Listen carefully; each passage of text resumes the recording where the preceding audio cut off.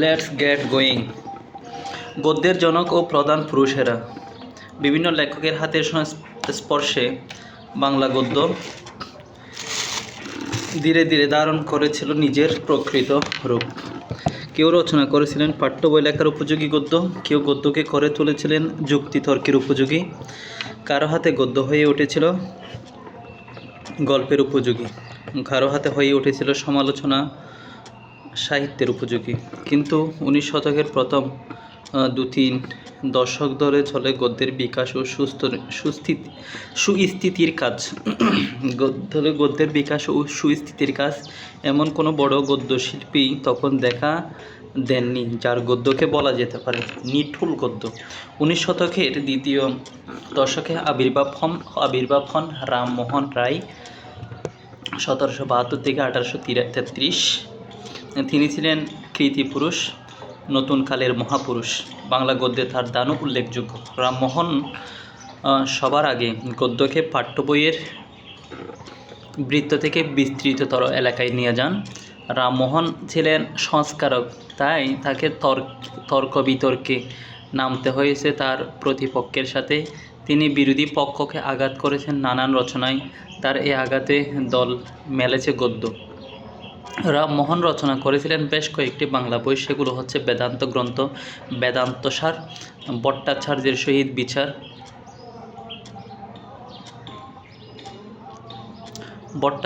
সহিত বিচার, গোস্বামীর সহিত বিচার, প্রবর্তক, নিবর্তকের সংবাদ, তত্ত্বপ্রদান, গৌড়ীয় ব্যাকরণ। এছাড়া তিনি সম্পাদনা করেছিলেন 2টি পত্রিকা, ব্রাহ্মণ সেবদী এবং সংবাদ কৌমুদী। এ সকল রচনা ভিত্তি করে গড়ে ওঠে ব্যক্তিমণ্ডিত গদ্য। রামমোহনের গদ্য পাঠের সময় এক প্রবল ব্যক্তিত্ব সম্পন্ন মানুষের লেখা পাঠ করছি, একথা সব সময় মনে হয়।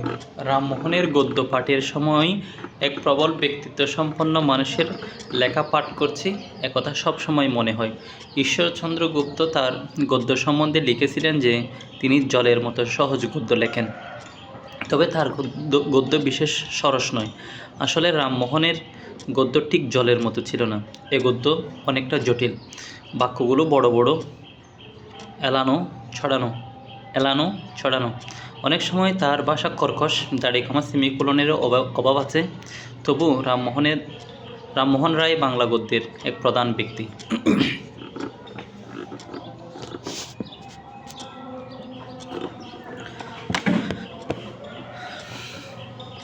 যার হাতের ছোঁয়ায় বাংলা গদ্য রূপময় হয়ে ওঠে তিনি ঈশ্বরচন্দ্র বিদ্যাসাগর। 1820 থেকে 1891 তাকে বলা হয় বাংলা গদ্যের জনক।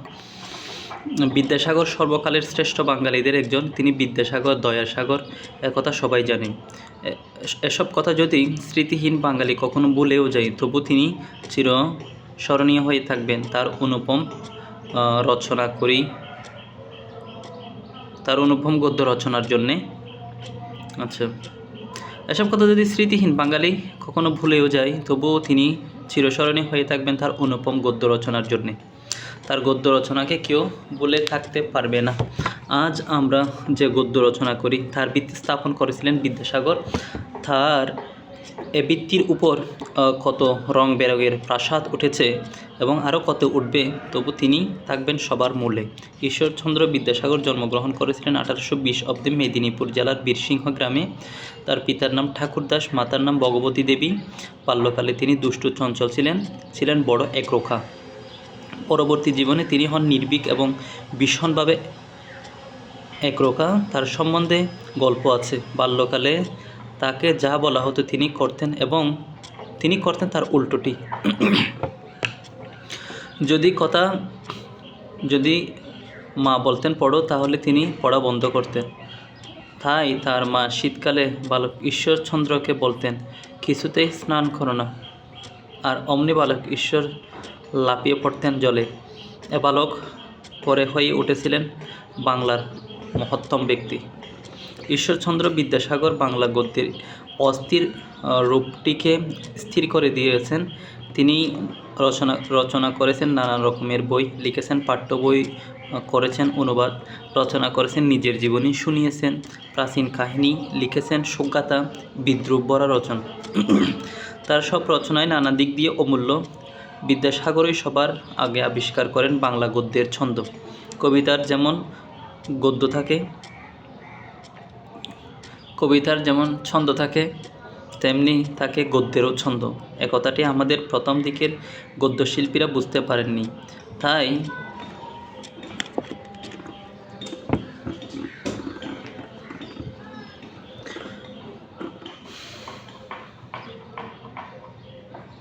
তাদের গদ্য প্রাণহীন। গদ্য রচনার ভেতরে গোপনে লুকিয়ে থাকে ছন্দ। ঈশ্বরচন্দ্র বিদ্যাসাগর এটি বুঝেছিলেন। তিনি সবার আগে নিয়মিতভাবে ঠিক জায়গাটিতে ব্যবহার করেন দাড়ি, কমা, সেমিকোলন ইত্যাদি চিহ্নগুলো। তার আগের বাংলা গদ্যে জ্যোতিচিহ্ন ছিল না, থাকলেও তা যথাস্থানে নিয়মিতভাবে ছিল না। বিদ্যাসাগর এগুলোকে গদ্যের ছন্দ রক্ষার জন্য নিয়মিতভাবে ব্যবহার করেন। তাই তার গদ্য রচনা পাঠ করার সময় ঘন ঘনভাবে কমার ব্যবহার দেখতে পাই। তিনি কমা ব্যবহার করেছেন খুব বেশি, কেননা তিনি অনভ্যস্ত পাঠকদের চোখের সামনে গদ্যের ছন্দ তুলে ধরতে চেয়েছিলেন। বিদ্যাসাগরের গদ্য সম্বন্ধে খুব ভালো কথা বলেছেন রবীন্দ্রনাথ।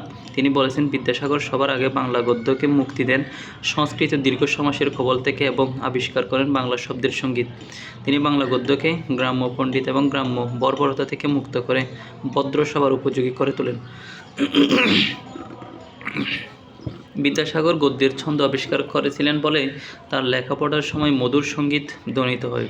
তার ব্যবহৃত শব্দগুলো ধ্বনিময়, গুঞ্জনময়। এজন্য পরবর্তীকালে অনেক লেখক অনুসরণ করেছেন বিদ্যাসাগরের গদ্যরীতি।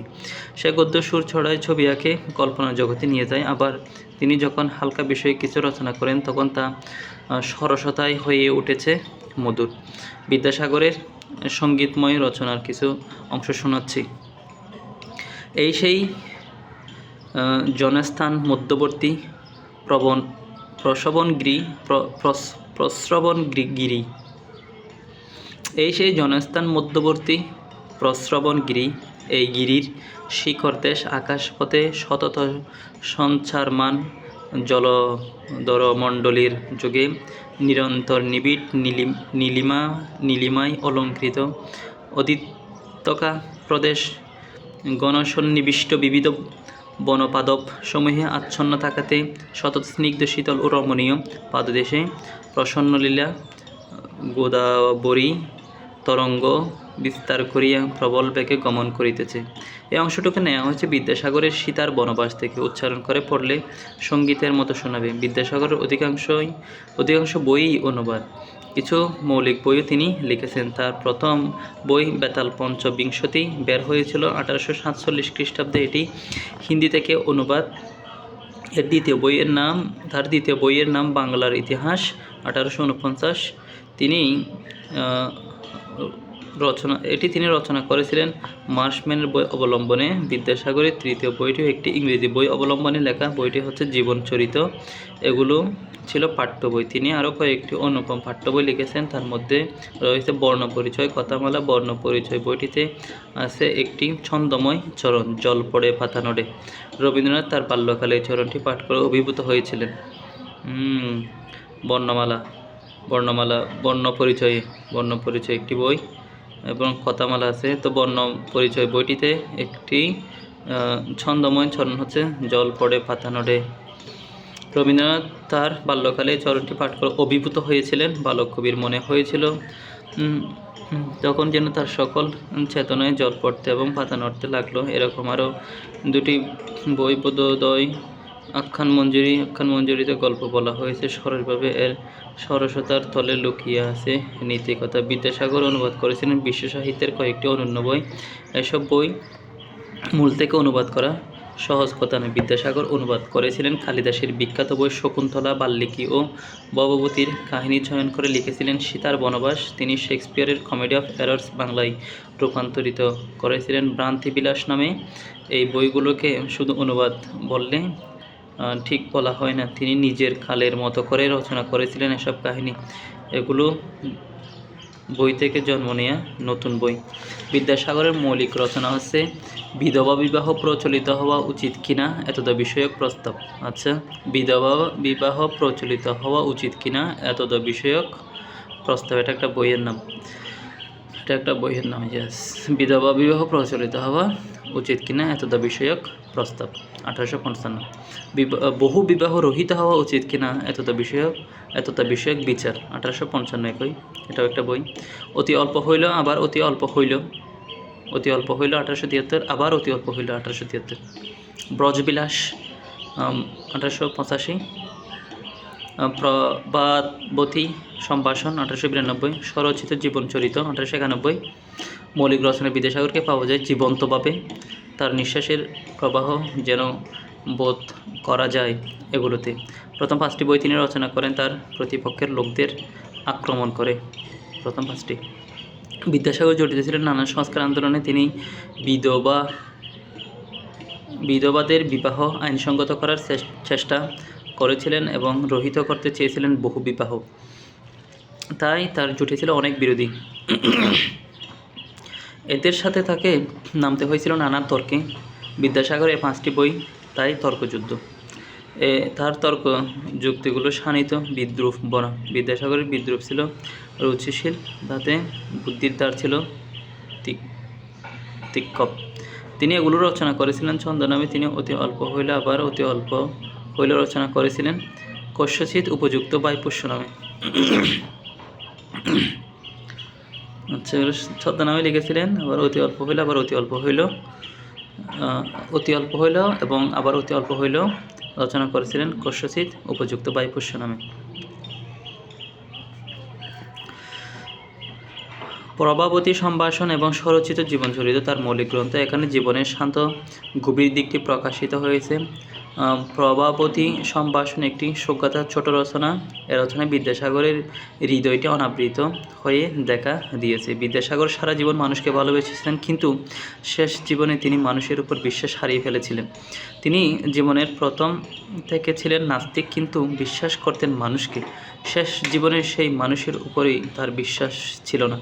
বাংলায় মানুষের উপর বিশ্বাস রাখা ভীষণ কঠিন। আচ্ছা, তিনি সঙ্গীহীন হয়ে পড়েছিলেন। তখন তার প্রিয় হয়ে উঠেছিল রাজকৃষ্ণ বন্দ্যোপাধ্যায়ের প্রভাবতী নামে 2.5 বছরের একটি শিশুকন্যা। বিদ্যাসাগর এই শিশুকেই ঘরে নিয়েছিলেন নিজের বন্ধু, কিন্তু প্রভাবতীর মৃত্যু হয় শিশুকালেই।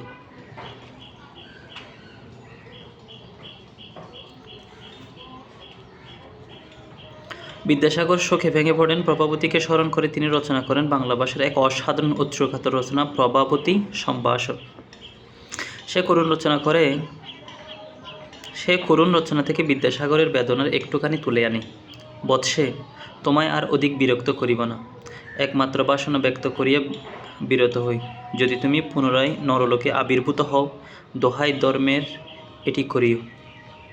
যাহারা তোমার স্নেহপাশে আবদ্ধ হইবেন, যেন তাহাদিগকে আমার মতো অবিরত দুঃসহ শোকদহনে দগ্ধ হইয়া যাবজ্জীবন যাতনা ভোগ করিতে না হয়। স্বরচিত জীবনচরিত তার আত্মজীবনী। এটি তিনি শেষ করে যাননি। এটিও অমূল্য গ্রন্থ। বিদ্যাসাগরের সময়কালে এবং একটু পরে যারা উৎকৃষ্ট গদ্য লিখেছিলেন তাদের মধ্যে রয়েছেন পেরিচাঁদ মিত্র, দেবেন্দ্রনাথ ঠাকুর, অক্ষয় কুমার দত্ত, রাজেন্দ্রলাল মিত্র, বঙ্কিমচন্দ্র চট্টোপাধ্যায় এবং আরও অনেকে। এর আরও পরে আসেন আধুনিককালে রবীন্দ্রনাথ ও প্রমোদ চৌধুরী। অক্ষয় কুমার দত্ত লিখেছিলেন বেশ কয়েকটি বই। বিজ্ঞানের প্রতি তার প্রবল অনুরাগ, ত্যাগ করেছিলেন আস্তিকতা। That's all for today. That's all for this video about Ishwarchandra Vidyasagar. Anisur Rahman signing off.